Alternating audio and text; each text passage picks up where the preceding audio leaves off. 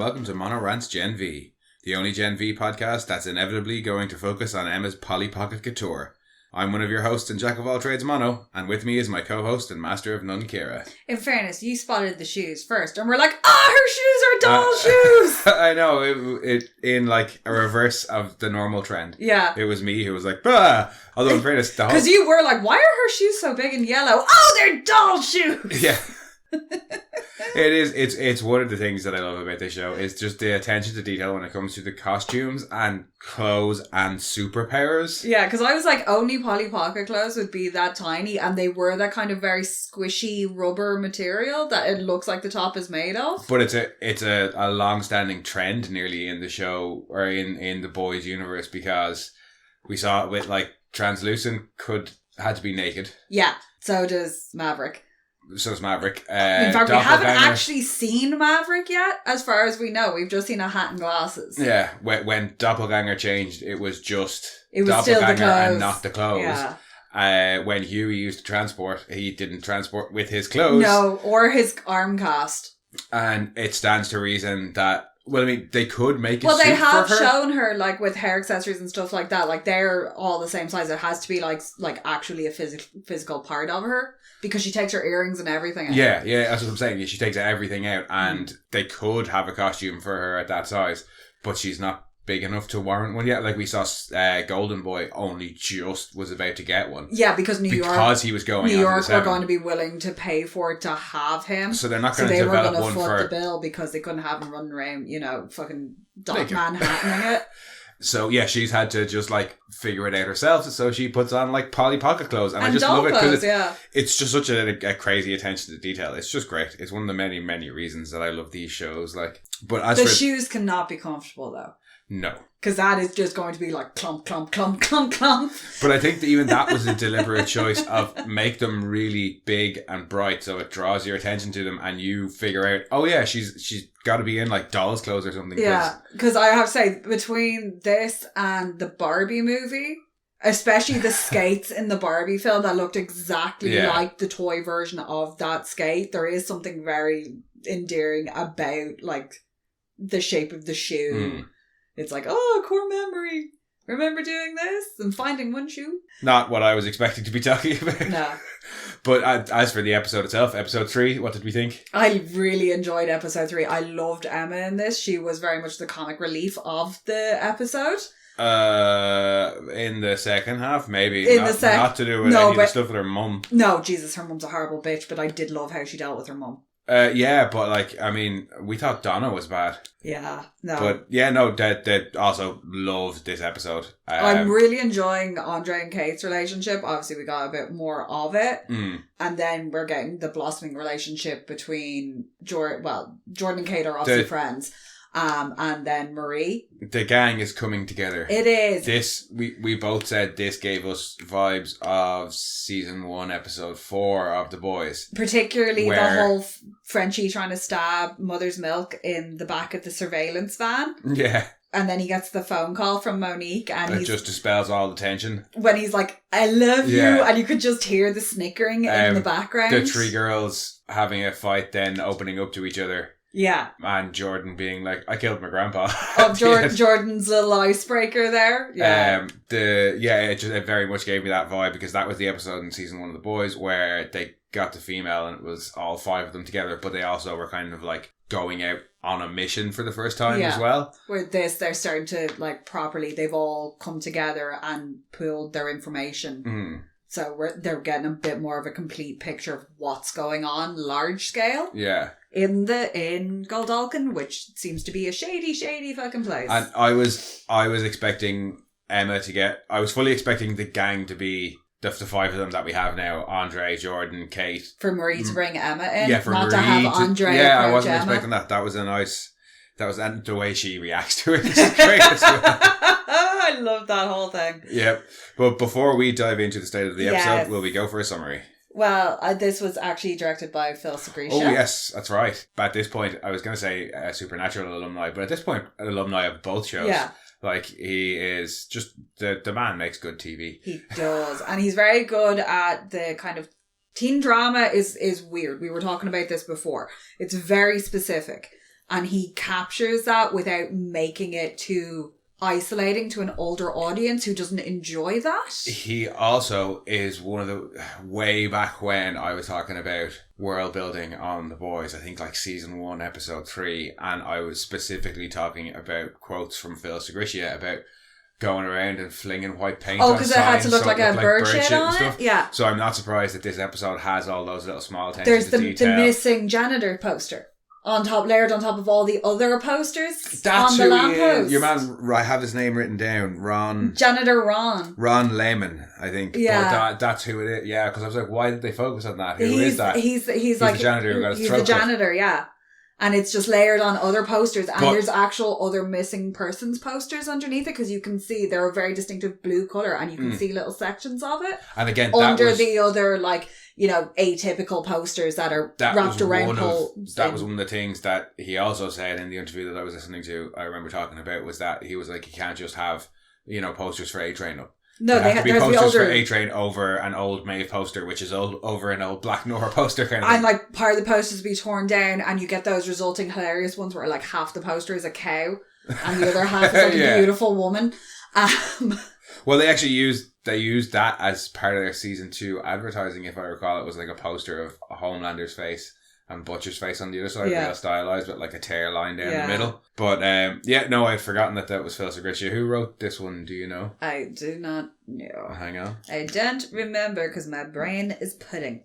Writing credits for this one are Erica Rosby, Lauren Greer, Chelsea Great, and Wayne Ying Yu from the first episode are all executive story editors on this one as well. Yeah, and this is kind of the episode where all the storylines are very much intertwined. Yeah. But shall we see why? Yes. It's the Brink Memorial Gala, and the gang are going whether they want to or not. The Dean wants to show off rising star Marie. Andre's dad wants him to kiss ass. Emma's mom uses it to exploit her. Jordan's parents want him, and him only, to schmooze. And Kate wants to gate crash. But Andre's not forgotten about Sam, and recruits Emma to go into the woods to get him out. Yeah, pretty much.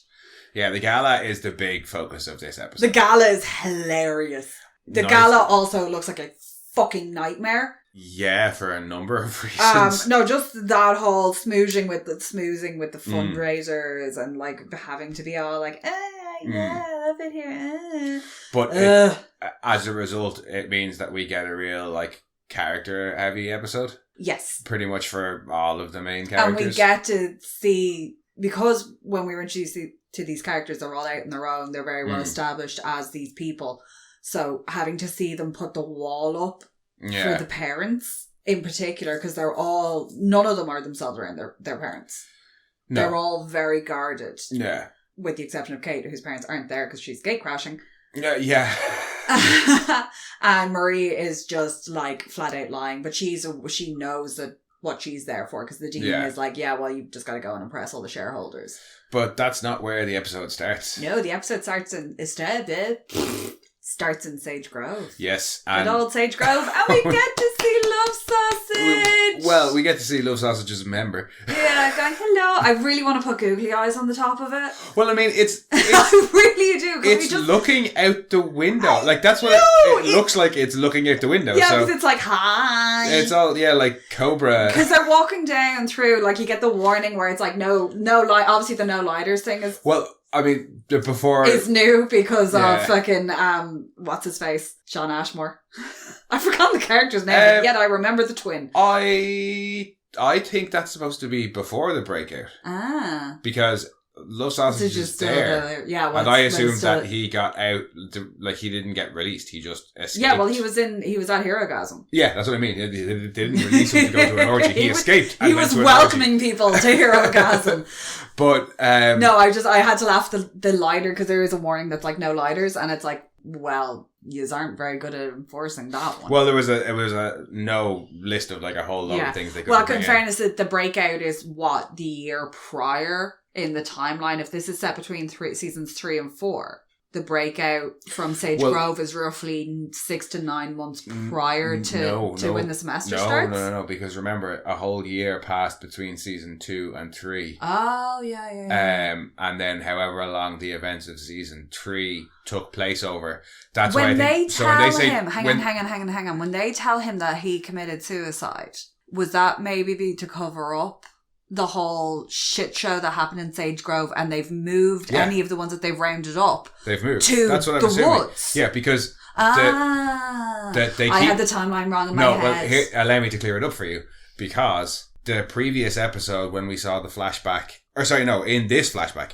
news has just broken about V being injected into babies. Yes. So that's season 2, episode 3 or 4. Yeah, because then it's so 3 years ago was about halfway through season 2. Yeah. And the Sage Grove was season 2, episode 6. So this is before the breakout. So and yeah, then that's what when he gets notified, the woods is the new Sage Grove or some and variant. And he's notified it's either a couple of weeks or a couple of months after this event. It just goes 3 years ago again later on in the episode. When yeah, but it is at some point after he had been there to see Sam that he finds out he's been told that Sam has killed himself. That is presumably to cover up the Sage Grove fuck up. Yeah. And they had been whoever they were able to grab again. I must go back and watch the Sage Grove episode actually to see if he's there. Like that there, yeah. I am sure we'll get more details as to the link between Sage Grove. When Sam starts going into his history, I'm sure we're going to get a good bit of that. But I hadn't copped that was maybe why the wood. Well, I'm presuming the woods existed anyway as some sort of containment facility for if you have soups who are have access to a lot of illegal substances. Well, you've got mental health issues that may not be manifesting. If they would probably have it as some sort of detention facility. If you did have a soup, get drunk and go on a break as some sort of what's Elmira then? Because if the woods existed at the same time as Sage No. Grove... I'm just talking about the facility underneath the university. It would make sense when you were building the university to have some sort of holding facility. Under the dorms in the case of a soup, having a mental break. And having to be safely contained. Or getting absolutely blitzed and going on a rampage. I wouldn't be surprised if the woods, because the woods looks kind of dingy as well. Yeah. I wouldn't be surprised if the woods was one of Vought's old or it was one of Gold Hawkins' old facilities. It was one of Vought's old V testing, old V testing facilities, and they built the university on top of it. When the soups became successful, they were like, hey, let's set up a school, we'll just build it on top of this. Well, presumably wherever Vogelbaum was working. That's the kind of thing I'm talking about. It may have made sense to be like, hey, we have a school here as well. And it's like, it's an orphanage, so that's why they never leave. Yeah, but it'll be... And then, had the school as part of it. Yeah, I'm sure we'll get all the answers to that. Had it as, a boarding school, like the Xavier School is like it's a private boarding school. Well, I mean, that's what Red River is. Yeah. Red River is not just an orphanage. We've seen people, well, at least in Diabolical, kids were getting dumped there. Yeah. Not just orphaned kids. No, the flashback itself at the very start is really interesting for, 2 reasons. One, the fact that Sam refers to his broken brain. Oh yeah, I have a broken brain. Sam is giving me really big Daniel Sharman, especially as the Isaac Levy character in Teen Wolf. That means you haven't seen it. He looks remarkably like him. And a lot of his mannerisms and the way he acts is very similar to the way that character acts. Now, I'm not complaining because I adore Isaac Leahy. No, he's literally one of my favourite parts of Teen Wolf. Oh, right. And I really enjoyed Daniel Sharman. He was in Immortals and stuff like that. Oh, right. And he was in the originals as well, so pure teen drama. Baby. All teen drama. Oh, yeah, and he's very good at the I'm the tortured soul, look up under the eyebrows, but with the curly mop of hair kind of thing going on. Is it just the curly hair? No, it's the whole I'm broken and I need somebody to nurse me back to health thing. He does it really well, and Sam has that too. He's got the haunted eyes and you just want to give him a hug. Well, yeah, because when Luke gets there with Kate, Sam is punching the shit out of walls. The walls, yeah. And making big old dents in them because he's found out about V and is pissed off because he's I could have been normal. Now I've got this broken brain. Yeah. I want to know what that means. I'm assuming it's something to do with the fact that he was able to project to Luke in the first episode. Yeah, be interested to see. In the first episode, he's in the forest in his dreams. Yeah, and he says, Luke, this is real. Yeah. So I'm guessing that actually was Sam. So there's some sort of connection there, whether it's just to the brother or something. But, he mentions his broken brain. And when we see him later in the episode, he's damaged. Heavily medicated is the term. Heavily medicated and extremely behaviorally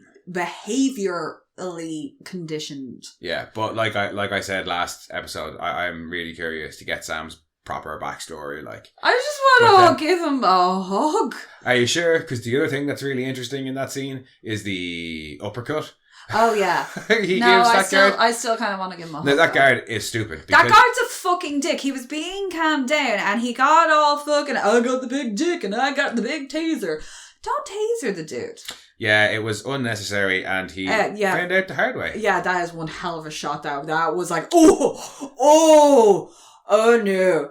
Yeah. Oh, that looked uncomfortable in every dirt, like, oh. But Cate then Luke tries to calm him down and he gets flung across the wall. Yeah. And then Cate does the thing, I'm like, why doesn't she just do it anyway? The thing we said last week, which was just tell them go to sleep. Yeah. And Sam goes to sleep and she wakes up. Almost like it's a nightmare. That was the thing. I couldn't, we were talking about this in the previous episode, I was like, but it comes across like she doesn't know about the woods or about... Yeah, well, you rewatched I actually went back and rewatched it and she's like, hey, you're talking about, it's like, oh, he's talking about Sam, his dead brother. Mm. And Andre's the one that says, yeah, he died in that Sage Grove, or he says he mispronounces it, but name. But it's like he's giving her that information. When we first watched it, that's what I thought as well, because I had the same thing. Because the way she turns around and is like, oh, didn't he die? But when... Like, she's looking for confirmation, even though we find out in this one that she's there comforting him. I don't know, maybe I thought maybe she wasn't sure if Andre knew, because when Andre's saying, oh yeah, it happened in that Sage Grove place, it's more like he's just trying to remember as opposed to he's trying to give her the information. Yeah. It could just be because that nothing. Was it. The way I'd read it, and then the way she wakes up here, I was like, "Oh, she's had a nightmare and remembered this."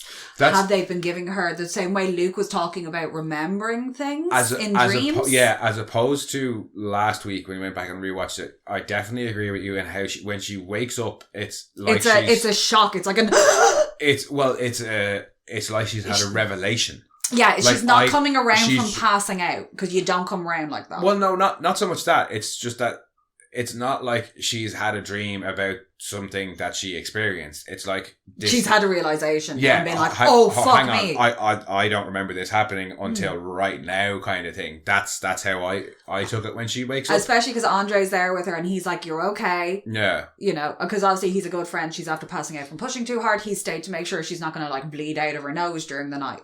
So he's there to kind of comfort her and be like, we're okay. We're safe. Yeah. Like, chill out. And she's like, I have a killing head, cracker of a headache. Asks for her meds, gestures, of which there are many. Yes, there are many, many bottles there. And which makes me think that maybe they are drugging them in some way to make them more pliant. Well, as we discussed last week, her powers are incredibly powerful. I think her powers are being suppressed. So yeah, it's possible that I think they've prescribed her something to somewhat suppress her powers. Otherwise, she'd just be able to get them all to tell them what's going on. Like, that would be the first thing. If I had her powers, I'd have nabbed the Dean and be like, what's the woods? Well, that's what I said last week. But as you pointed out, pushing hurts her, which we said would probably be one of the limitations. But also, as we see in this episode, or in this scene right here, after they have their little kind of Andre's like, you shouldn't have done all that. And she's like, no, you mean to say thank you for coming rescuing me. Yeah, for pinging your phone. He says he wants to go and, take them on and break Sam out. And she's like, no, that's stupid. We would get caught straight away. We need to stop and think carefully about it. So maybe that's also the reason she doesn't just march up to the Dean and go, what's the story with the woods? Yeah, but she's also, strong enough to plant suggestions and remove any trace of herself, but she exhausts herself quite quickly. So I'm wondering, because Vaught obviously know what medication she's on. I wouldn't. I wouldn't be surprised if they're suppressing her powers because she has the ability to access incredibly sensitive information. I wouldn't put it past them until they have her firmly under control. It's too early to make that sort of call. We need more information before we'd say that one way definitively or the other. But it's definitely a possibility. Yeah, no, it's something that Vaught would do because they're like, we can't have her just willy nilly accessing sensitive information until. She's under control.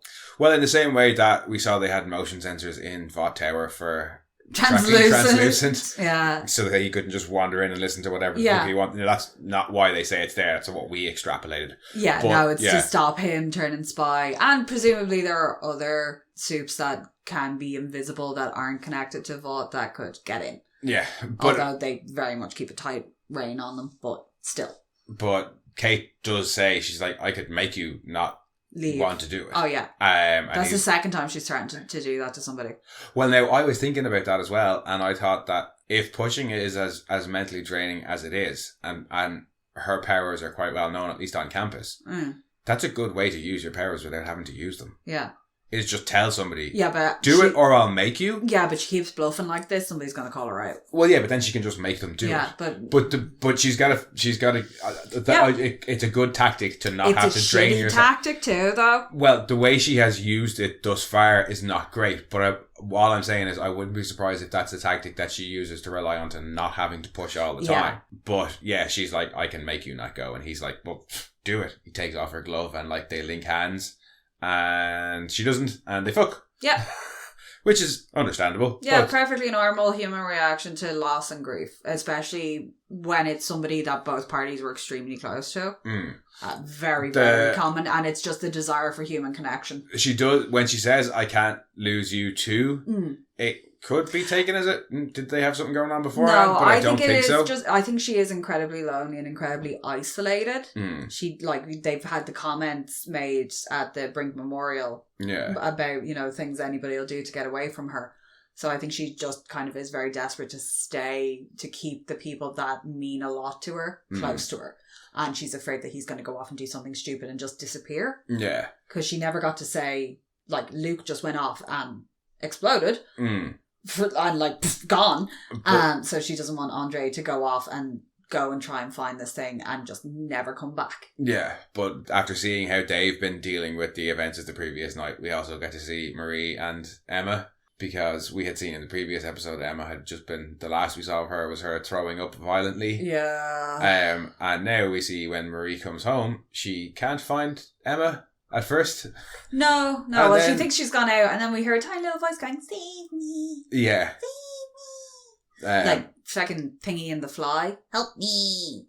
Yeah. And you just see a tiny little hand sticking out behind. She's so tiny. She is. How did she get from the bathroom to there? That must have taken her all night. Yeah, well, I mean, she talks about having to fight off ants, and we get, when she's big again, and we get confirmation that she does have to eat to get big again. Yeah, she's munching away there. I really, really, really would love a scene of her and a tarantula in homage to The Incredible Shrinking Man. Well, the way, I was only thinking about that, the way they frame stuff at the end of the episode when she's tiny and in with Sam. Behind the books in particular. All that stuff looks like it's done with classic, proper, old school Hollywood tricks. But it really is, because I really love The Incredible Shrinking Man, and it's one of the only films, when that tarantula comes over the books and you actually go, yeah. And he's so creepy. That really gives me joy. It makes me very, very happy. So she's like, Marie's like, so you do have to get big, and she's like, yeah, whatever. Yeah, Marie pushes it too far because Emma doesn't really want to talk about it. And Marie's like, Emma's like, look, I've had a hard night, I don't want to deal with it. And Marie goes, sorry, Emma's like, I've had a hard night, and Marie's like, yeah, whatever. And goes to turn over, which is basically what Marie said to Emma the previous night, and Emma respected that, which Marie does not. Marie turns around and is like, nope, fuck up, blah, blah, blah, blah, and starts having a go. Not having a go at, well, it is sort of having a go at her. To be fair, come on, calm down, fucking slicey McStabs. That's the whole Emma point. Rightly points that out. It is pot calling the kettle black. They both have self-harm issues linked directly to their powers. And disentangling those is going to be awkward. Yeah. Yeah, Emma is mean. It is harsh, what she says, but she also needs to say it to point out how hypocritical Marie is being. Oh, yeah. And I understand her not defensiveness, but I understand her level of aggression. She says that as well. She's like, I've been around this merry-go-round before. Yes, it is under control. My mother is aware. I monitor everything, blah, blah, blah. I have it under control. And Marie, it is concern from Marie's part, because she did find her itty-bitty. Yeah, and I think... But at the same time, Emma does not want to talk about it. And pushing her isn't helping the situation. And it doesn't have to be there and then. No, it can be like... She's had an exhausting evening. Let her sleep and then talk to her tomorrow. Because even the way she turns around and says it to her, and she has her little bit that feels, but she's been like, okay, I just want to make sure you're okay. Yeah. I'm here if you need me.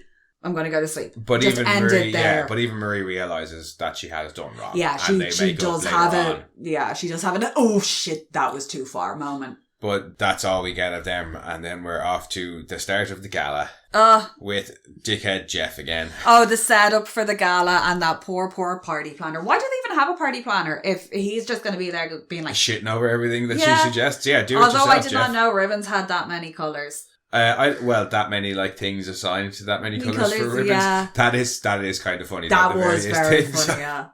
And at the very end, Lupus, for God's sake, work with me. And she's like, what do you, just tell me what you want. You have colours in mind. Like, because she even says, I'm thinking this and this or this and this. Mm. And then shows him a whole array and is like, well, what do you have in mind? And he never gives her an answer. No, he doesn't. So frustrating. Because I'd have just picked it up and followed him and be like, pick one! No, what I like if you're going to nitpick, just fucking pick one! We got to see some more of the signs. Like last week, we had the no looky loos. No looky loos. A Crimson Countess going, shh. There's something in progress. Yeah, or they're preparing things. But yeah, that's all we get there of the gala. It's just Jeff being a dick, and then it's breakfast with the Dean. Breakfast with the Dean, and those fucking sad looking pancakes with that looked stone cold. The pancakes made me sadder than the fact that she has a dead daughter. Yeah, I don't think she has a dead daughter. I don't care if she does. Yeah. She's not a nice person. Those were some really sad pancakes, like, because the little chocolate chips weren't even slightly melted. Well, Marie didn't eat any of them. No, Marie cannot use cutlery. Yes. That's a general observation, though, that Americans cannot use cutlery, because it's really noticeable, because the Dean is just like chomping away. Yeah. And she's also, the actress is British, was taught how to use a knife and fork correctly instead of having to fucking hold it, like, stabbed into it and slice around it. But yeah, the Dean has brought Marie for breakfast so that she can invite her to the gala. Yeah, so she can show her off. Yeah, and she's honest about it, and she does apologise for all the stuff from the previous night, but it's really insincere. This is the thing that throughout the episode, the Dean uses honesty to manipulate Marie. Yeah. Oh, she is fully honest. She's like, I want you to come because I want to show you off, because these are the people that fund this place. Yeah. And you're the it thing. She's completely honest with her. So Marie goes into this with open eyes, which is like later on when you get her being like, you used me. And she's like, yes, I did. That's the point where she's like, Marie says, I'm glad I could be so useful to you, in a kind of not sarcastic way, but the Dean's response is, oh yeah, you were totally useful, thanks so much, and then just walks off to do something else. She can't give out to her, because she was perfectly honest with her at the breakfast. Oh, she was like, I want you to come and show off because all the donors are going to be there. No, but she's like, just smile and feed them a line. The point that I'm trying to make is that the Dean, I think, she's using her own honesty. Oh yeah. So that she can say that she hasn't hid anything from Murray, but she has hidden her motives and her agenda from Murray. Yeah, well, she's a clinical psychologist. But that's what I'm saying. Whereas others would lie and pretend, she's trying to be like, I don't know, you're doing a thing for me, but I also like you. Oh yes, no, she doesn't like her, and I think by the end of the episode, when Marie says that thing about, I'm glad I could be useful to you. Mm-hmm. That's Marie realizing, oh no, she is just. A lot of this episode is people using other people. Oh yeah, to advance themselves. It's like the central theme of this whole episode is everybody realizing says it, just how much they're being used by everybody else around them. But and them all being very aware of it. But yeah, this is an episode of short scenes, and it's very snappy the whole way through, and that's all we get for breakfast. Yeah. And then we cut it's the start of all the invitations to the gala. Yeah, because the next is Andre and his dad. They're at a media training class. Oh my God, and it's showing her interview, and the professor's all like, oh, the natural. She's a natural. And it's, I know she's only a freshman, but if you can it's hard. The way she's talking about like the tremble in her voice and everything, and polarity, and because I can't remember what. Well, I don't think we've got a first name for him yet, because Andre just calls him Dad, and everybody else calls him Polarity. So that's what we'll do, is we'll call him Polarity. So it's him kind of giving out to Andre and being like, where were you? Yeah, it was really embarrassing. That should be you up there on that screen. Yeah. You got to come to this thing tonight and like basically fucking ass fuck everybody who wants it. Yeah. There's a line bend over and take it. There's a line about having his tongue up everybody's ass at the gala. But yeah, and Andre does try and broach what he's doing with him there. He first he says, he's like, what if I'm trying to actually be a hero? Yeah, like what would you think? And the dad's like, oh, never mind, I have to go and give a speech.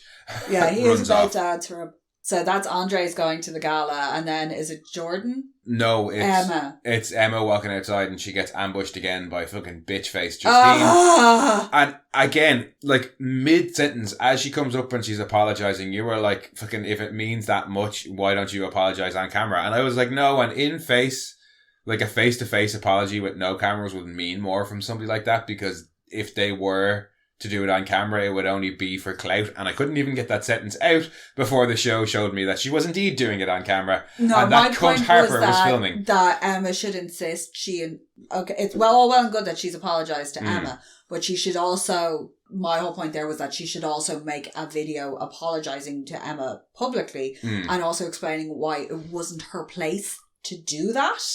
And to take ownership of her mistake instead of her doing the sneaky fucking thing with fucking Harper. Yeah. Harper needs a slap. Harper is a cunt, apparently. Harper is a total cunt. But yeah. She's like one of the Blair's little minions in Gossip Girl. You won't get that reference. No, I won't. People probably won't either. She's one of those little hangers on. Yeah. And she's like, because she's the popular girl. You know, and she's hoping that just being in her sphere, it's Paris Hilton and Kim Kardashian. Yeah, but as we quickly discover, Justine's not really all that hot shit, because she got fired off an acting set because her acting's not for shit. I did enjoy that. Yes, because that Emma, ironically, is saved by her fucking vapid Botox, well, she's not Botox, but very well presented bitch of a mother. Yeah, fuck. Who is in the classic bitch of a mom outfit of straight leg jeans, heels and a blazer. Yeah, we very quickly lots of loud jewellery too. Discover what kind of mum she is. Now, like, you kind of get it when she's like asking her about like her eating and everything. Could just be slightly overbearing. Like, all right, I get it. You're an overbearing mom and you're concerned about that. And then she's like, "Oh, let me measure you."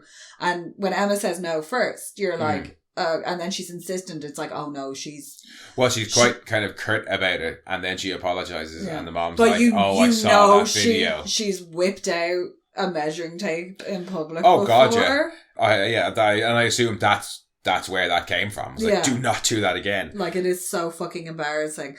But talking about the adding 50 extra calories on because she looks an inch shorter. Yeah, but she mentions that she saw the video and she's like, she's a bitch, don't worry about it. What you need is a rebrand. Like when your dad left me for that, what is it, that plastic-titted doll? Can't remember exactly what it was. Or balloon-titted Barbie doll. Yeah, and I got fired from the VOT shopping network. Did she go, oh, what a beautiful horse. Look at the mane. I've just been informed this is a moth. Well, I'm wondering actually about the timeline now of Dad leaving / her getting fired, and was that when all the pressure suddenly got put onto Emma? Well, she's also got, a brother and a sister, so, yeah. She's mentioned siblings. Yeah. I can't remember specifically what. But, yeah, so Mom is definitely a company woman anyway, if she used to work for VOT, and probably still does. Definitely has links with them. She still has ins, because she has... She's got the really fancy invite to the gala, which has the brilliant line from Emma, who's like, this is fancier than somebody's fucking bat mitzvah invitation, when they had BTS doing Having a Gala. What is it? Having a Gala. Having a Gala. References not for me. No. But there's a small bit there as well where Marie comes walking past and they kind of make eye contact and then swiftly avert eyes and the putting on of the sunglasses, and then you hear fucking Emma's mom being like, what's that thing I always tell you? And Emma going, what? Always pee after sex? Yeah. And I was like, that's good advice. It is good advice. You always should. It's the end of that conversation. It's a good one to go out on, because we follow Marie then, and she sees Cate and wants to apologize basically. Well, first she just wants to say like properly that she's sorry for what happened. Yeah. And then Cate is kind of like, you mean that psycho that you had to kill single-handedly? Yeah, and she's like, oh, you saw the interview. Yeah, I said and those things. And it's like, yeah, of course everybody saw the fucking interview. Yeah. Marie does genuinely apologise to her and express her, like, kind of condolences. And Kate's not accepting of it. But Kate isn't obliged to accept it. Like, it was a nice gesture from Marie, but at the same time, Kate is under no obligation to be like, it's okay. Exactly. Because you've just been on television talking about how you stopped, and she has the point of, you didn't even know him. Yeah. You knew him for one day. Yeah. And he was very much not himself that day. And he was quite nice to Marie. I think that's why Marie wants to say it. Yeah, because she does say, he was nice to me. And she's like, the little I knew him, he was nice to me. And she's like, that's exactly my point. Like, you didn't know him. You have no idea what he was like. So, and she has every right to say that. Yeah. Especially because you're going around now riding on the glory of it. Like, and moving up. It's the same issue that Jordan has. Rightly so, it makes Kate think of Sam's suicide. Yeah. Or supposed suicide. And but we get about it a bit more. Another flashback, and it's just a short one, and it's just Luke in bits. On the floor. Crying about the fact that he's just found out that Sam's killed himself, and he's blaming himself. He's like, could I have done more? I could have been there. I might have been able to calm him down. Like, and he does turn to Kate and says, take it away. I don't want to feel like this. And fucking fair play to Kate. She's like, nope. Yeah, that's you gotta process this shit. It ain't gonna be fun. It ain't gonna be pretty. But you need to do it. And plus, I'd imagine it's one thing to get somebody to hit themselves in the nuts. Yeah. Yeah, like physical actions are one thing, but changing somebody's emotional state. Yeah. Or something like that, or like erasing memories, that might be a whole kind of like monkey's paw or Pandora's box type just effect. The idea of like taking away the sadness. Oh no, it would be wrong to do, but it just gives me the like the ick, and it is, and it's not. Suppressing emotion never works. Like, it was going to come back at some point. Like, no matter how much you push or lay a suggestion. Oh dear sweet Jesus. What if she's the one who made Luke forget? Oh. About the woods. I don't know. Maybe what if they are using her to like? But she doesn't know mind why people. Well, maybe she does. She might. I don't know. But she is on a lot of medication. But just to further your theory of what if she is? They always seem to be injecting them with stuff. Yeah, because we saw him get like a spinal injection in the previous episode. But maybe there's so that just occurred to me that maybe there's something that like in her spinal fluid or something like that is oh no, not that, but just that maybe she already has done that to Luke and made him forget about his time in the woods. But that flashback is just her saying no, that she won't do it, and rightly so. Yeah. And it's a heavy moment that's immediately, well, not immediately, but is, abruptly. Yeah, it abruptly shifts the tone when we get to see Jordan in the present day. Yeah, having some not rough, but vigorous sex. Very athletic. Definitely athletic. Like, fair fucks to your man. Like, no pun intended. Just because that is not an easy position. Neither is Jordan's, in fairness. No, but I do love the hang on, I'm gonna come. Okay. Anyway. Well done, dear. No, I like. But just the way she's ranting about it and just being like, yeah, whatever. And he's like, can you just shut up? And she's like, no. No. Yeah, I very much got the impression that it was like, Jordan wanted to have sex with somebody to get this out. Yeah. And I was like, if you want to have sex, you have to listen to me rant. Yes. No, I like. But then the knock on the door. When Jordan makes your man leave. And he just walks through the wall. Butt naked. But you hear somebody from the next dorm over going, hey, the fuck, dude. But also Jordan's making them leave and making the guy leave, and he's like, I didn't come. And she's like, Yeah. Like, the fuck? There's like, clearly it's my parents because they changed voice. Yeah. To go, I'll be in a second. And they're only using the male voice. Yeah. You were like, okay. And then Jordan kind of cleans up the room. Yeah, well, obviously gets rid of all the illegal paraphernalia and then all the feminine paraphernalia, changes into the male version and opens the door. Without the slicked back hair as well, which I thought it's much more kind of like presentable hair. Yeah. And I love the slicked back hair look. Opens the door as the male Jordan and is all like, hey! And the two of us were like, oh no, I don't think I like what this is implying. But I also... Unfortunately, it's a horrible stereotype, but Asian families tend wanting not to be as you have the whole. Hey, look, it's and not. He does say that it is not confined to age. There are plenty of just dickhead guys out there who just want boy kids. They don't want girls, and they treat their daughters like shit, and they treat their sons great. And they're also tend not to be cool. There is an Asian stereotype, as well. Like it's kind of. But we were the first time we watched it, we were about so like, oh God, no, is that where they're going with this? That we missed the mom's line when she says, "We got Whataburger. Do you want these deep calamari poppers?" Oh no! Yeah, fucking Timothy. Exactly. All I could think of was poor Timothy. Yeah, deep new calamari poppers. Oh no! You're eating our babies. Yeah.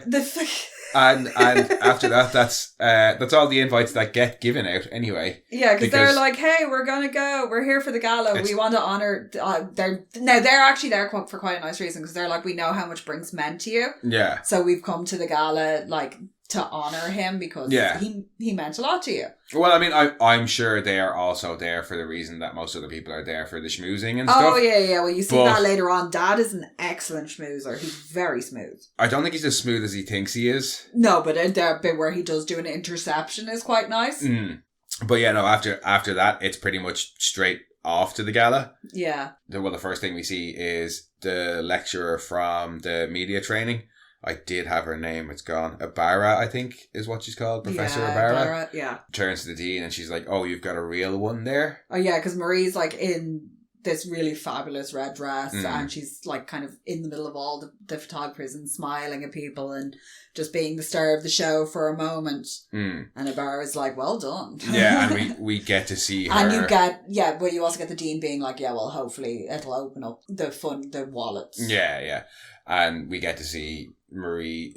She takes to it pretty well. Yeah. Lying about her parents and they're both with Doctors Without Borders. And she's talking about how her dad's always talking about this, that, and the other. And... Well, we've heard some of the lines being trotted out before when when she was talking to Luke up on the Seven Tower. She has a line about how her dad's, always bragging about her at her pickup games and things like that. But this time, there are a certain amount, but there is more embellishment going on this time. Yeah, whereas before it was like she was talking about her. It was basically, I assume, that she was talking about her family and her background and where she came from. Yeah. As if they were still alive. Oh, yeah. So they seemed like a fairly working class family in what little we saw of their house.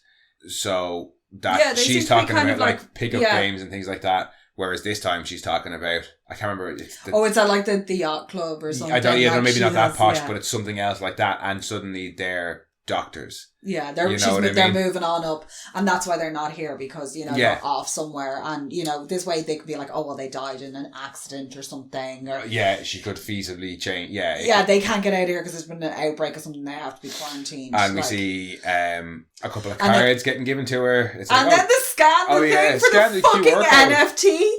Piss off. She goes up to the dean and says, "This is a little bit uncomfortable," and the dean's like, "Well, look.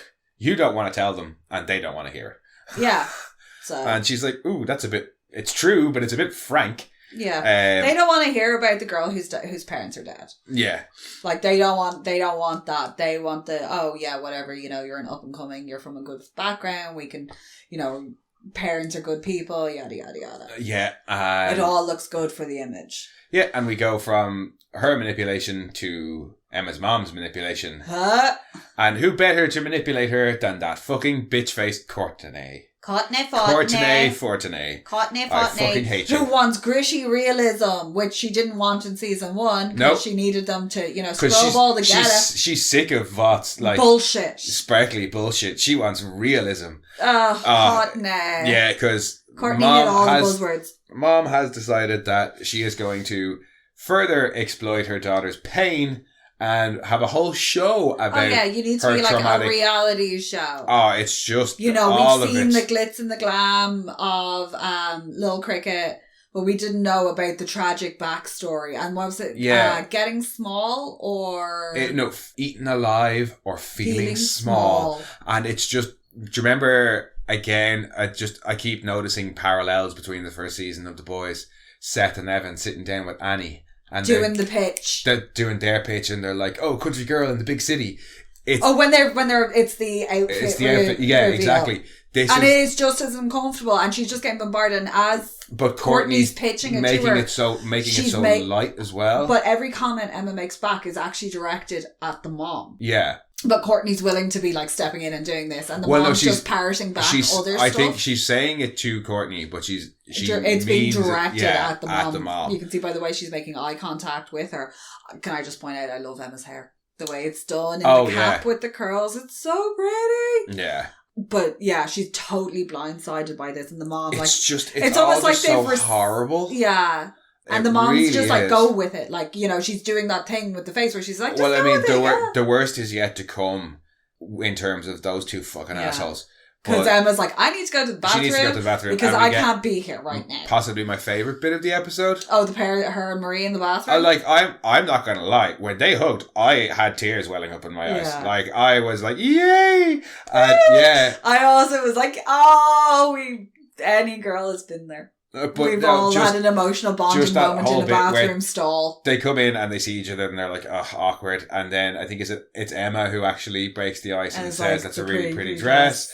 And she's like, how do I pee in it? Yeah, Marie's like, I know Emma's like, allow me to help. How do I pee in it? Which having... is it public service announcement time? Having bought a ridiculously, massively poofy wedding dress, which is possibly the biggest dress I've ever worn in my life. Yeah. Yeah, you want to just fucking lift up the front, go straight in, reverse cowgirl the toilet. Straddle the toilet. And then reverse out. The Butters method, so you can read your book and eat your cheese and crackers while you're going. Yeah, but like there's the least amount of material is at the front of the dress. Yeah. All the volume's in the back. So you can get in and everything's out of the way instead of trying to lift it all up over the back of yourself the way. That's why Emma's in that mountain of tulle. Yeah, plus... holding it all up out of the way. But with just the little eyes peeking out. I love it. If she had told her to do it that way, we wouldn't have gotten this moment. But where Marie apologises for how she acted, and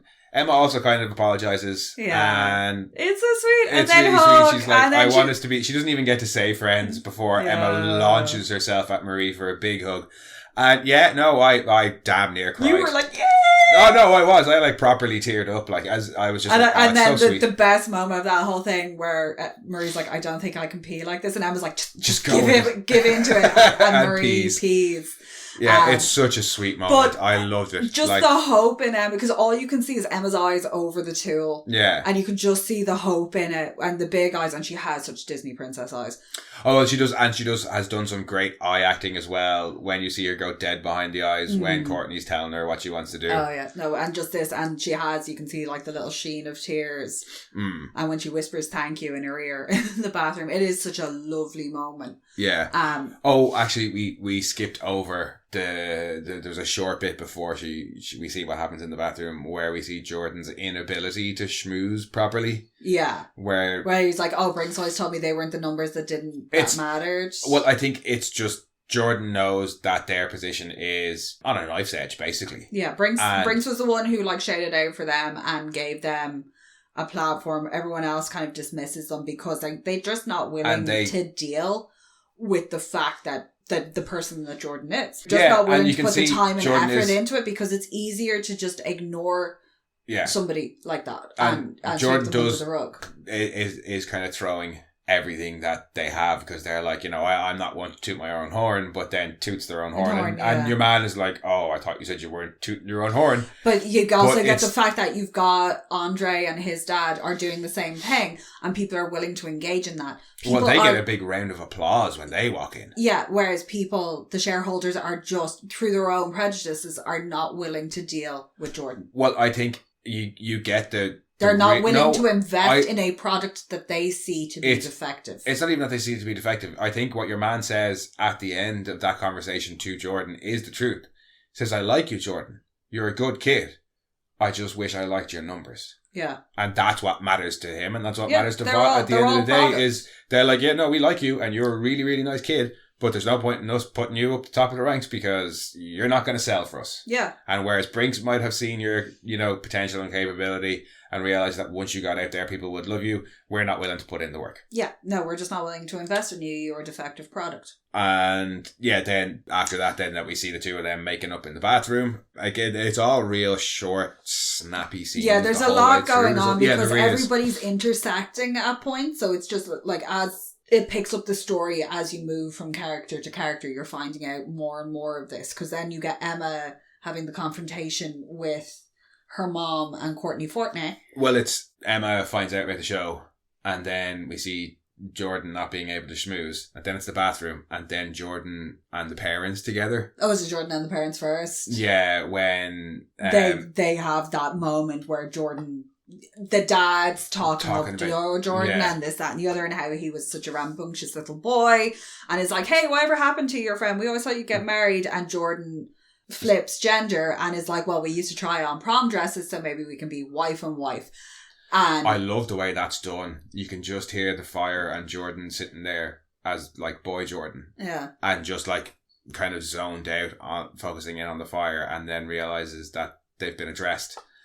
And as they pick up the champagne glass, you get the sound of the party kicks back in, and we see female Jordan sitting there going, well, Daddy, I used to wear the prom dresses. Yeah, we used to try and prom dresses, so maybe we can be wife and wife.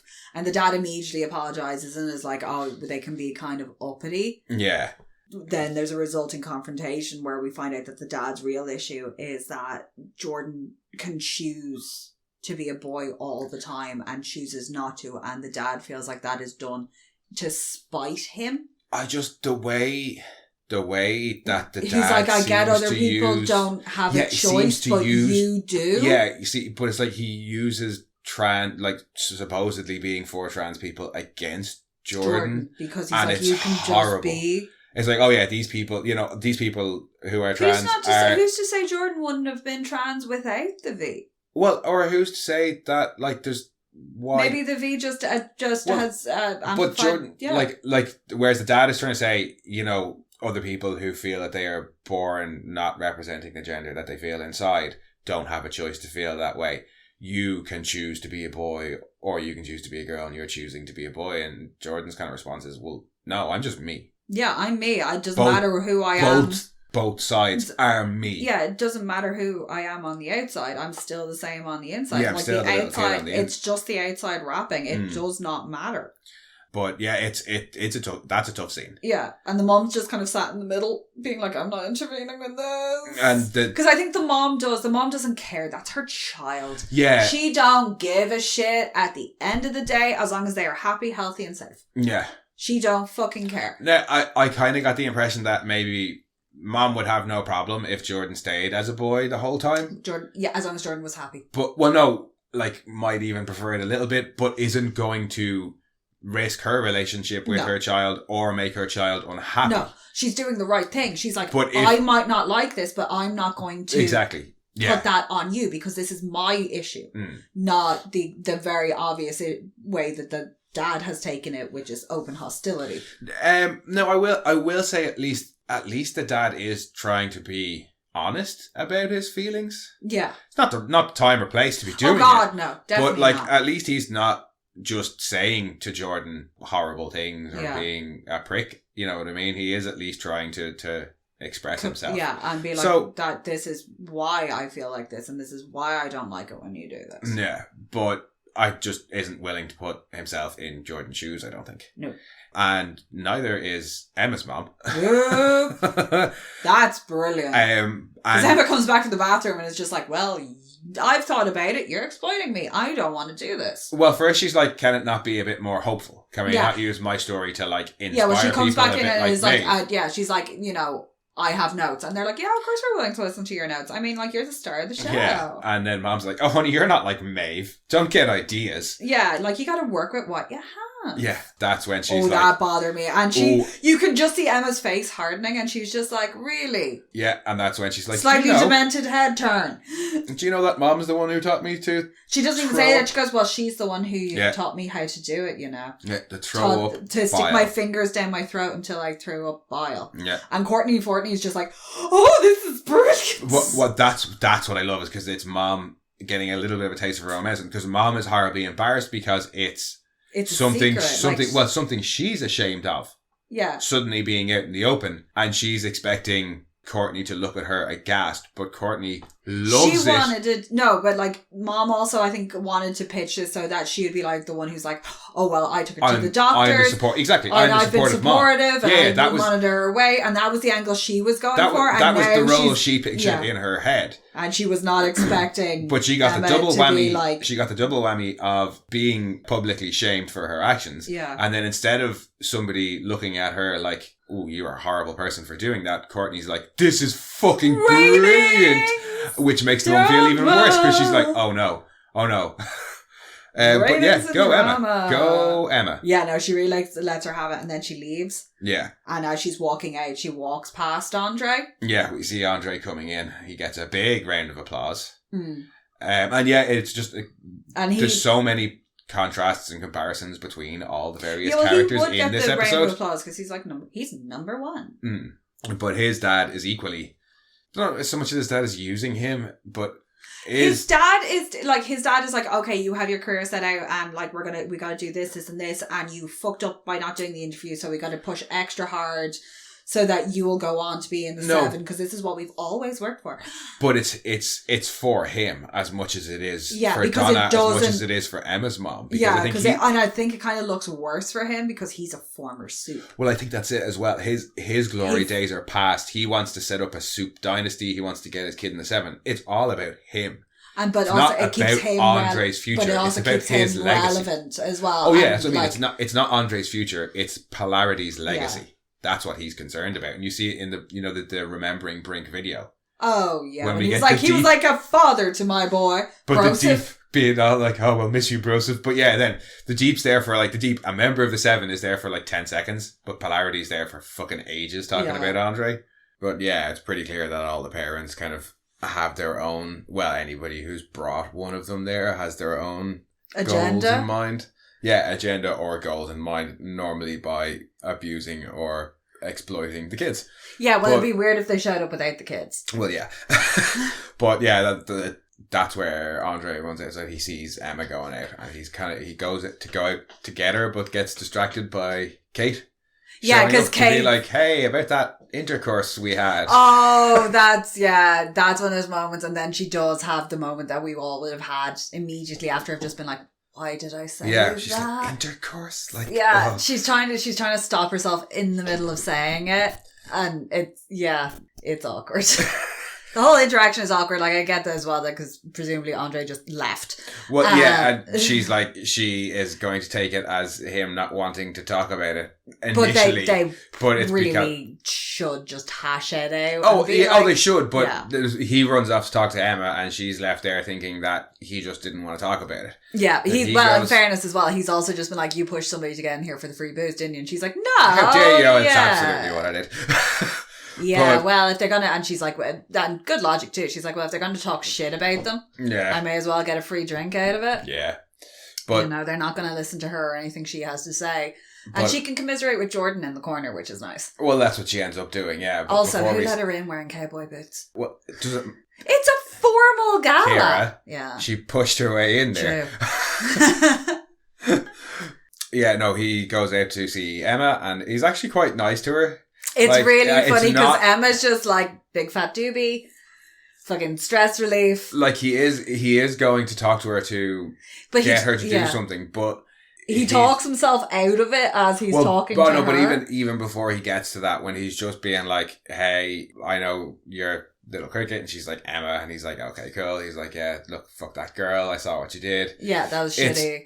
It's nice and supportive, and he is going there to get her to do something for him like everybody else is, but he actually does seem concerned with who she is, and then, as you said, he rightly very quickly goes talks himself out of it. He's like, he's trying to explain to her what he wants to do, he's like, oh shit, I shouldn't be asking you to do this. Why am I asking you to do this? You really shouldn't do this. Ignore everything I just said. When she twigs it and is kind of shocked, he's like, yeah, when you say it out loud. Even though he hasn't said it out loud, he's like, you realise what a bad idea it is. And he's like, no, actually, no. And I like that because Andre is a good guy. Yeah, no, Andre, I think his heart is in the right place. And Emma, I think, is just like, well, fuck it, I may as well use these powers for some good. Yeah, well, she's like, everyone, her whole thing has been like, oh, I just get small and do things.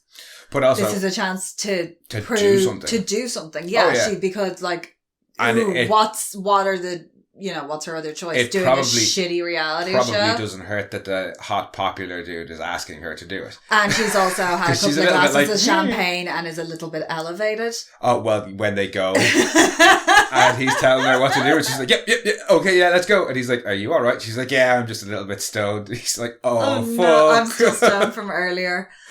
Yeah, no, that interaction between them, Emma's reactions to him when she cops because she's looking away from him and she goes, oh, shit! Yeah, what the fucking fuck? It's very human, but I do enjoy the pair of them just sitting out having a little moment.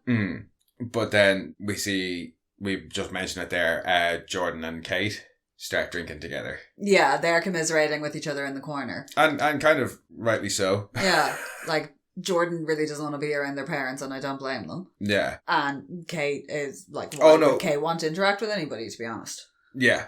But yeah, when we see Emma go in first, we see a little bit of her like going in and getting into the woods.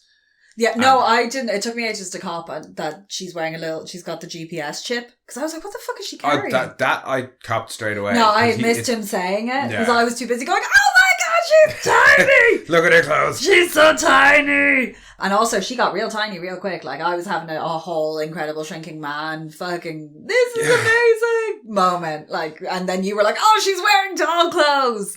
But when she actually missed it. I assumed she had, I don't know what she was carrying. But yeah, then the second time round, I was like, oh, it's a GPS chip out of the phone, so Andre can keep an eye on where she is, which is, nice. He's not just sending her in. But no, we get to see a little bit of the inside of the woods, and we realise that there's That's a really sinister bear. Oh, that mural is fucking creepy. That bear looks like fucking not Happy Tree Friends. What were the Critter Christmas from South Park? Or were they supposed to be from the Beaver? That's what Buster Beavers. Buster Beavers. That's what I was going to say. Is that they reminded me. But of Buster Beavers also reminds me of the Woodland Critter Christmas. Yeah, any sort of like cutesy animal that also is like homicidal. Yeah. And they do have the homicidal look for them. But that bear is just real creepy the way he's like, hello, children. But creepy murals aside, it's a desperate looking place. It is. And we see your one walking in. She's got is it a drumstick? And we were like, what's with the charred drumstick? Charred looking drumstick. But she's also, her arms all bandaged up as well. You can see her hands like been burnt and is all blistered. And she's got the dinner cart. Yeah. And she uses the drumstick to unhook the little like, the latch slot for the dinner tray on the door, and a big jet of fire comes out. Yeah. She's just like, Betsy, if you don't want your food, just keep... Yeah, she's not even annoyed. She's just like, do we have to do this every time? Yeah, come on. And there's a cough, and she stops. And she starts, at the second she starts coughing, your one grabs the tray and throws it in, and then uses her boot to kick up the door. But it's I just love it, because it was just, do we have to do this every fucking time? I know. Like, just give it a break. And I'm like, yeah, she's just doing her job. Yeah, but then she goes to give Sam his dinner. And Emma's on the tray. And Sam also sees Emma on the tray and puts a big old cup over her. Yeah. And that's all we get of that before we cut back to the gala, and the Dean is giving her a speech. That's what every spider in this house must see before I corner them. And then I leave them there to be dealt with by you. Yeah. With little notes stuck to them. I don't have conversations about Waterworld with spiders, though. No. But seriously, Waterworld? Like, I like Waterworld, we'll get onto it. Yeah. But yeah, no, the Dean's speech is...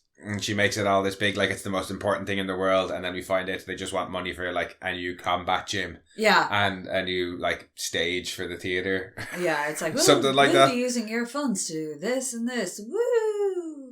In fairness, their combat gym probably could do with a refurbishment if they've got people who can punch through shit.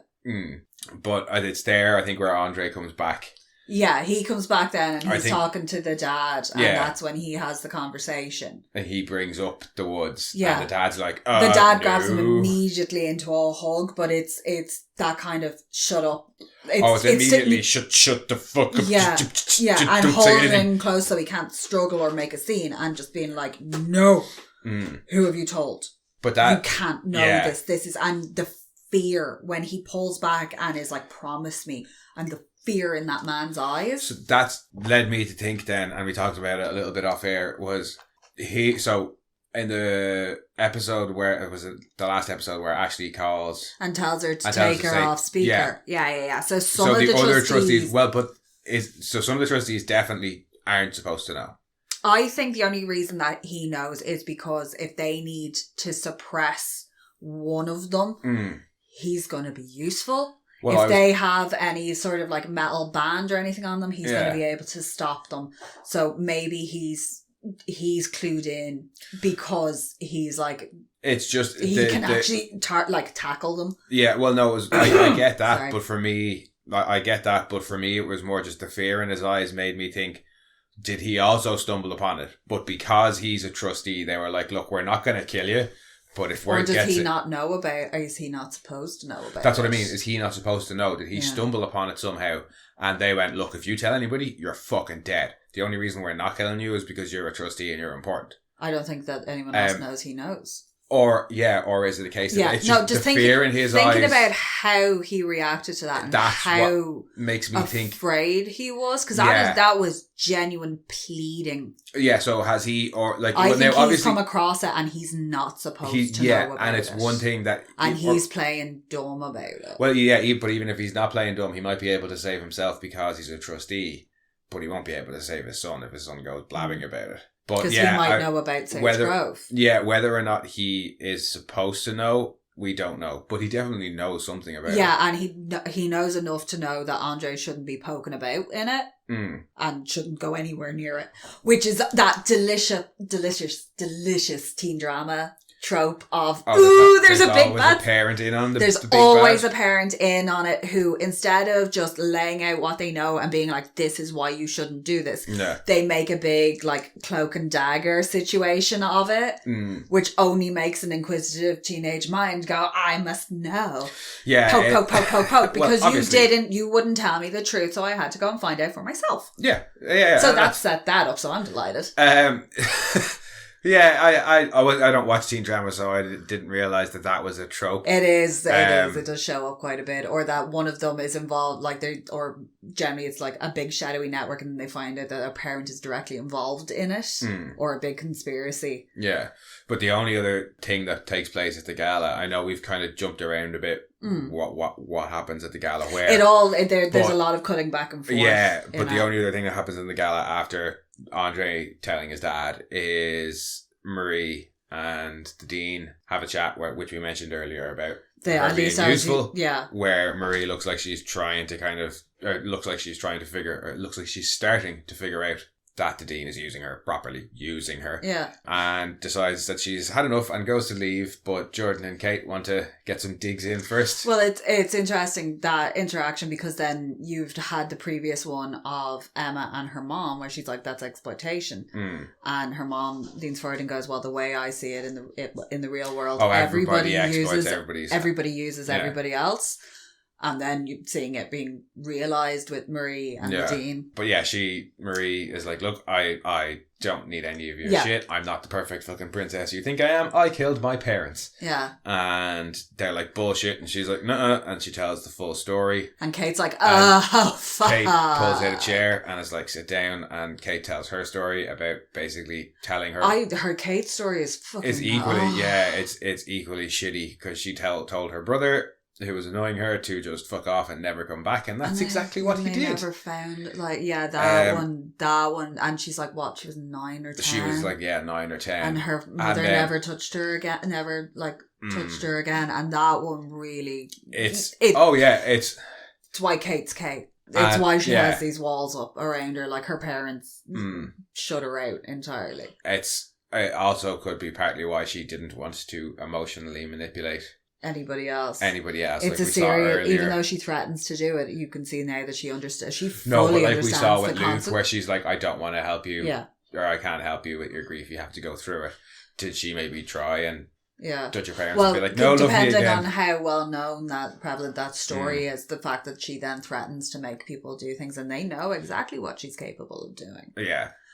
So you were saying earlier about her never having to follow through on that threat. She doesn't have to if there's already proof of what she's done. Capable of, Yeah, to a beloved family member.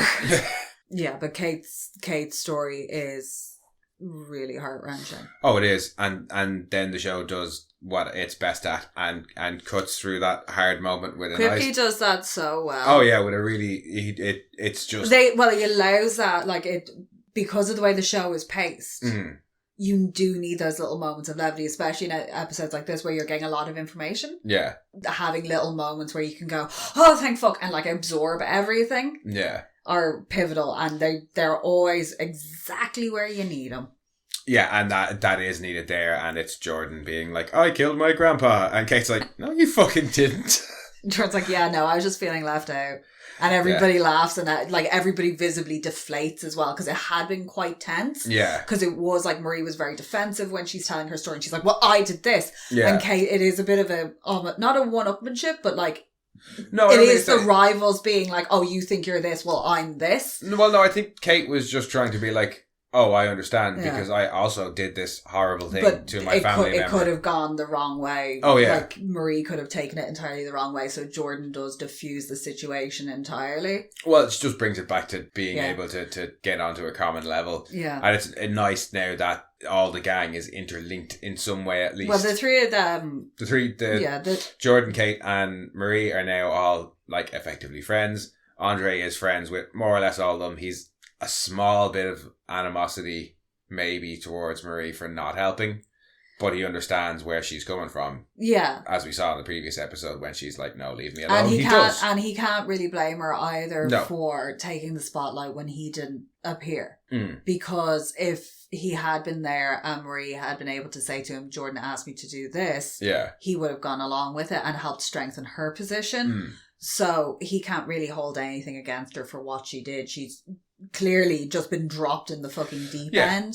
But with the next episode, because obviously as we see at the very end of this episode, Andre runs up to the three of them and is like, I fucked up. I did something really wrong. I made a mistake. I sent Emma to a place, and they're like...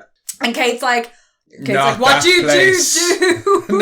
He's like, yeah, that place, you know. But and Jordan's like, what's going on? So I'm guessing the next episode... And Marie's like, what did you do to Emma?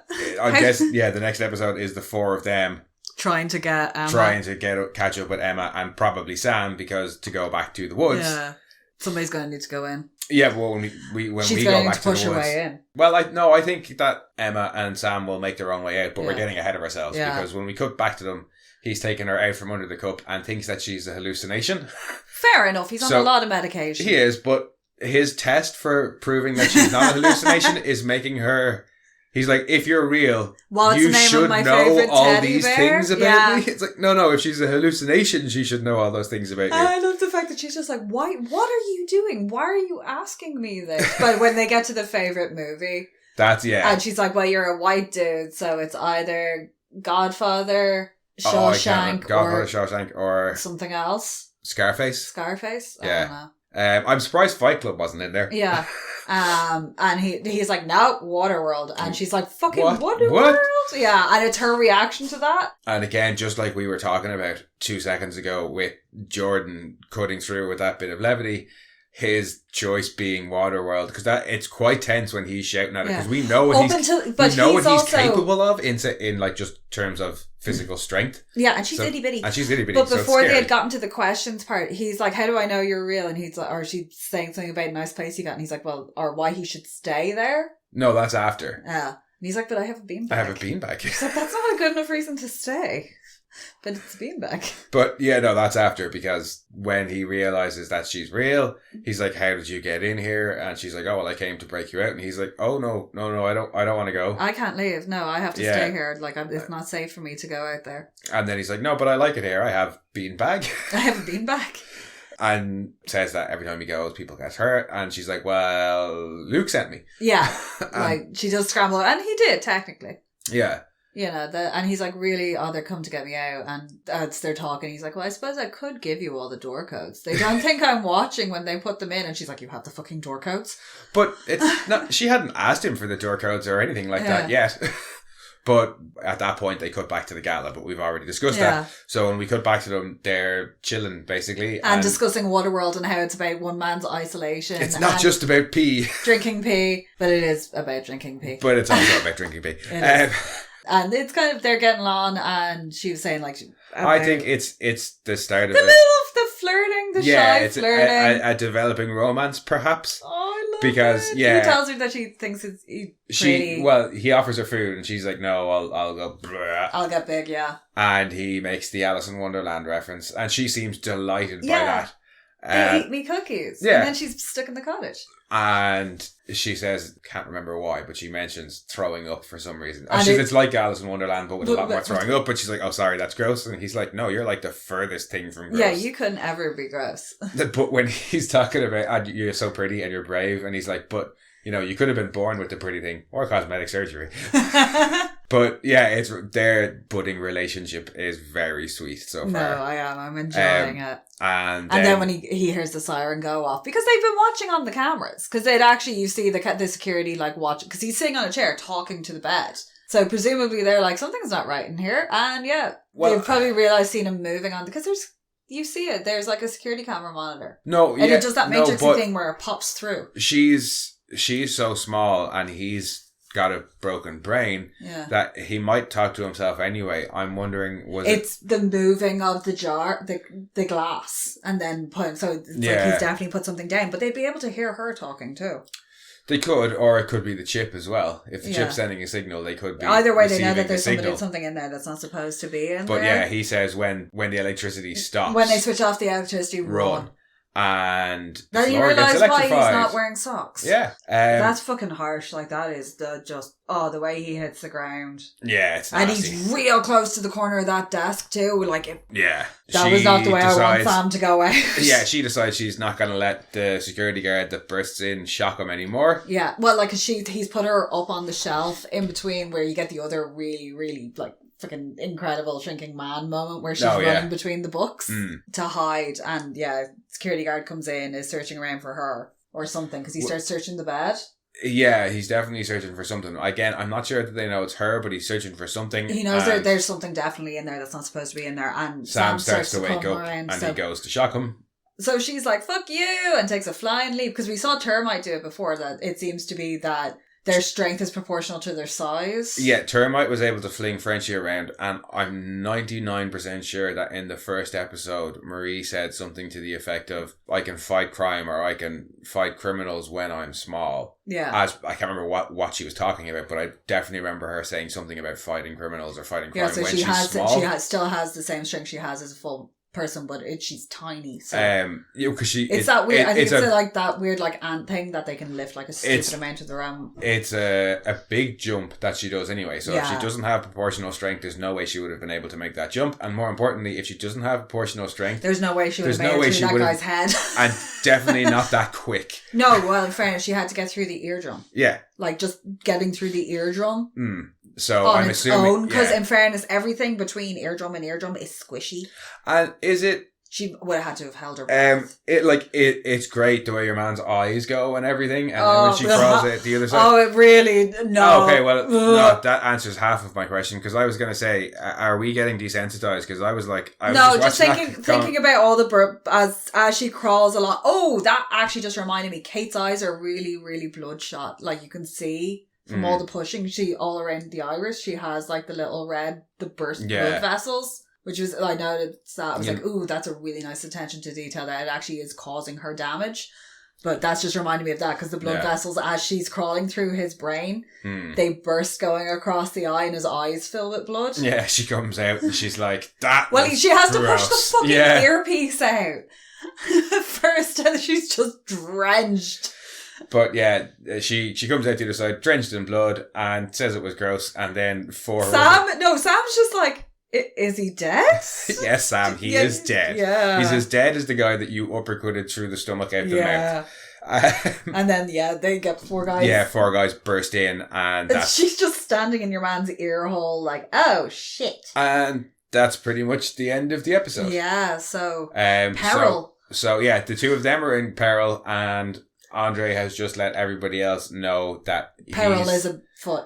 Well, he doesn't know what's gone down. He just knows she's still in there and she's not supposed to be. Yeah, she hasn't moved. Because he realizes just how bad it's all gone, because as he's finished talking with his dad, when his dad's warning him to stay away, Emma's mom walks past going, come on, the least you could do is pick up the phone. Like, and she's leaving Emma a message. And that's when Andre's like, shit, she's still not come back.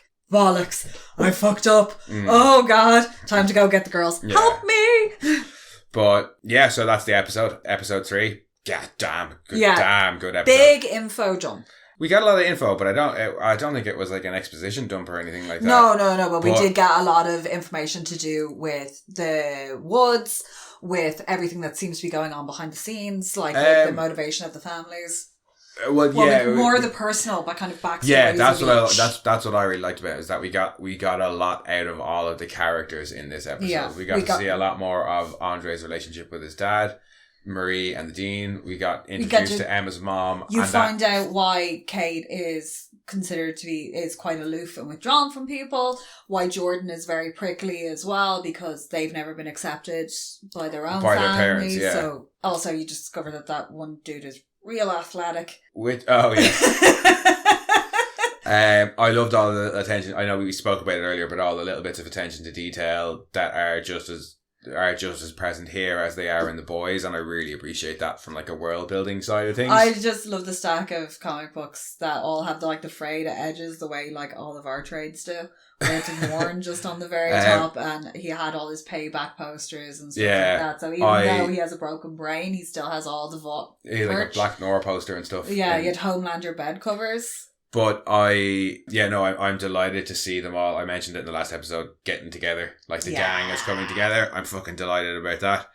We're getting some more info about the woods. I'd imagine we'll get a lot more next week when Sam gets out. Yeah. I have a feeling that bitch is going to be like a spanner in the works. I can't remember her name. With Harper in tow. Well, I was just about to say, I still want Justine to get her comeuppance. Justine, I think, is going to be the one that like bursts in to like apologise to Emma, and they're going to have Sam in like the dorm room, and she's going to be on the phone, and they're going to have to like try and shut her up because she's going to run screaming and tell everybody. Yeah. And with Harper in tow. But I like that we've gotten, the first episode was all insane. Oh, and complete fucking debauchery. The second episode was all kind of story set up for the season. Yeah, it was that little bit slower, but you needed it just to kind of get your bearings. Yeah, it was like, here's what's happening in the world of the show. Now that Brink and Golden Boy are dead, these people are on the rise, these people are on the out, this is the tension, this is the background. And then this episode is all character stuff. I think with that one as well, it was also really interesting to see, because universities and it's a private university and they work quite differently to public funded universities, which we attended. Yeah. So if an incident like that had happened, place would have been closed for like a week. Oh, and there would have been like counselling and shit like that. It wouldn't have been like, right, just keep on going. Yeah, get the machine, gotta pay. Yeah, it was just, I find that quite shocking like that. It's literally the next day and was speaking about it, and like there wasn't even any mention of anything going on. No, and the gala was barely about Brink. Yeah, no, the gala just happened to be a fundraising event. It was an excuse to have a fund. We were going to have a fundraiser anyway. So now may as well guilt you into giving us money because this guy died. Yeah, the Brink Memorial fundraiser in silent auction. I would like to see the results of the auction because there was some really weird. Just the A-Trade sneakers bit where they're signed on the bottom, so it wears off. It wears off, but you know it's there. Yeah, no, I just want to see something happen with, like, say, presumably the next episode is going to pick up with this one. Yeah. So I just really want to hear what Andre or somebody getting called, or Cate to have made like a ridiculous bid on something, and for them all to be stunned and to hear that, like, have them announce the winners. While I imagine the next episode is going to... of levity. While I imagine the next episode is going to pick up directly after this one, I doubt we'll get any sort of, like, information about the gala and who booked what. No, just to have one of them have to go up being all like, great, this is great, do a photo, do the thing, we need to fucking go. Doubt it. Yeah. Doubt it. No, it's going to pick up directly after, in the same way that this one did, where it'll be like an hour later. They'll be outside and he'll have filled them in. Or presumably, given the way the situation of Emma and Sam, it's probably going to pick up straight from that. Well, yeah, there we'll probably see. It's going to be. But the other four will probably cut back to them when they're all filled in the same way that this episode started, with her waking up. Yeah. And not Andre dragging her the whole way back to the house. But yeah, no, I cannot wait to watch the next episode. A, because I just can't, and B, because I think a certain tech knight is due to appear. Is he gonna fuck shit? I mean, that poor therapist. I have been waiting. You might not want to drink your coffee. No, it's not the cat. Yeah, it's the coffee. You might not want to. Yeah, but you think it's the cat because the cat you boots think it's it the cat, out but of the it's room. The coffee. Yeah, it's but the coffee. yeah, I have been waiting for Tech Night since what, season 1, episode 2. You've been waiting for Tech Night since you read about Tech Night. No, but like this, because he got a name drop really early in the first season, and I thought it was going to be because he had died of the brain aneurysm. No, it gets 2 name drops in the first season. One of them is the deep saying that he made him change his like gas guzzling techmobile to an e-vehicle, I think, or a hybrid. And the other one is your one in the support group for soup collateral damage survivors or whatever it was called. He's not even a soup. No, but your one says she had her spine broken. When she's like, I wish he, I'm glad he saved me. I just wish he was a bit more careful with my spine. And that was in season 1. We got those 2 references. So we've been waiting a long time. So let's not wait any longer. Is Tech Knight a soup? No, in he's this? the. Or is I don't know. Because in the comics, the more you talk about it, the longer we have to wait. I know. Because I want to go and watch it. He's like the rich Bruce Wayne. In the comics, he's Bruce Wayne and Iron Man kind of smushed together. But even dickier. But he doesn't have V. He's the only soup without V. Yeah, he is literally the billionaire. So he's just the billionaire. Yeah. So let's go and find out and watch it. Yay! As ever, guys, thanks for joining us. We will be back very soon with our episode 4 coverage. But in the meantime, if you want, you can head back and listen to some of our previous episodes or our other podcast, Mono Rants at the Movies. Or you can come and chat with us on Twitter at RantsMono, on Instagram at monorants_the_boys. Or you can send your own rants to monorantspodcast@gmail.com. They should call it X now. No. Say goodbye. Goodbye. Bye-bye.